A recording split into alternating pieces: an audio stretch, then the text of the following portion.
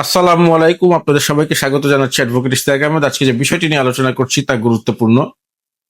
তা হচ্ছে সার্টিফিকেট ডেটার বা সার্টিফিকেট দেনাদার কিংবা সার্টিফিকেট খাতক বলতে কি বোঝায়। পাবলিক ডিমান্ড রিকভারি অ্যাক্ট 1913 এর সেকশন 3-1 অনুযায়ী কোনো সার্টিফিকেট মামলায় যে সার্টিফিকেট অফিসার যে ব্যক্তিকে দেনাদার হিসাবে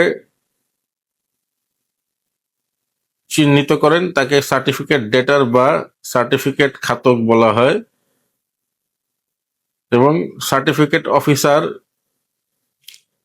যদি ওই ব্যক্তির পরিবর্তে অন্য কোনো ব্যক্তিকে প্রতিস্থাপন বা সংযোজন করেন তাহলেও সেই ব্যক্তি সার্টিফিকেট ডেটার হিসেবে গণ্য হবে। আজকের আলোচনা এতটুকুই। আপনাদের সুস্থতা কামনা করে বিদায় নিচ্ছি। আল্লাহ হাফেজ।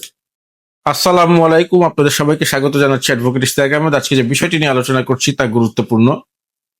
তা হচ্ছে সার্টিফিকেট ডেটার বা সার্টিফিকেট দেনাদার কিংবা সার্টিফিকেট খাতক বলতে কি বোঝায়।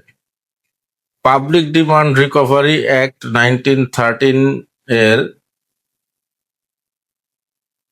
সেকশন 3-1 অনুযায়ী কোনো সার্টিফিকেট মামলায়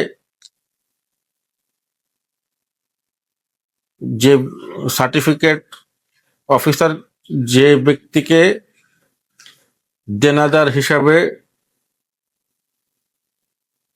চিহ্নিত করেন তাকে সার্টিফিকেট ডেটার বা সার্টিফিকেট খাতক বলা হয়, এবং সার্টিফিকেট অফিসার যদি ওই ব্যক্তির পরিবর্তে অন্য কোনো ব্যক্তিকে প্রতিস্থাপন বা সংযোজন করেন তাহলেও সেই ব্যক্তি সার্টিফিকেট ডেটা হিসেবে গণ্য হবে। আজকের আলোচনা এতটুকুই। আপনাদের সুস্থতা কামনা করে বিদায় নিচ্ছি। আল্লাহ হাফেজ।